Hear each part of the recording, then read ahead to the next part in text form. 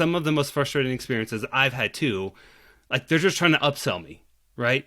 Like, where do you draw the line between like an account manager and a CSM? Someone who's trying to get more business out of that account versus someone who's actually there to help, right? Like I've had people there who are telling me that they are there to help, and I'm asking them, all right, like, what do your best customers do? And then they're like, they buy more software. I was like, that's not freaking helpful. They buy this product. That's how they're successful. They buy more.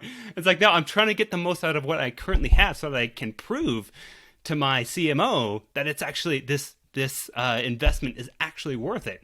Then maybe you have a chance at upselling. I don't know. Like, provide value first.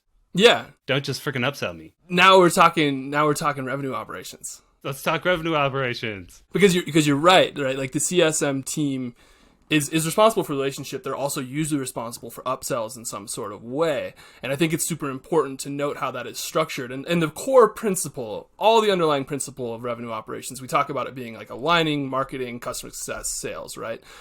But the actual thing is aligning marketing, customer success, and sales to your buyer's journey. That's the actual finish of the thing. And your buyer can be a new business buyer or a customer.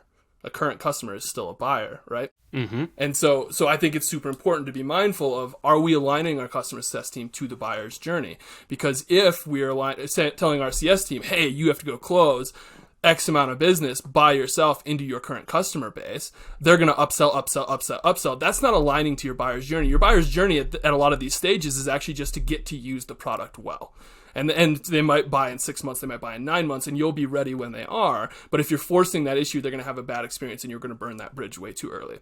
One of the things that I really like to do is to sort of round out the answer to that question is actually to align your CS team much more closely to your sales team in a way that means when a CS identifies an upsell opportunity, sort of organically or in the process and conversation, they actually bring in an AE to handle that sales process. Mm-hmm. Because then the AE can be the sort of the bad cop in the room, right? Like they're the one pushing the sale, they're the one trying to make sure there's a fit, whereas the CS person gets to maintain that relationship and maintain focus on helping them be successful on the product, which is actually a better buyer experience.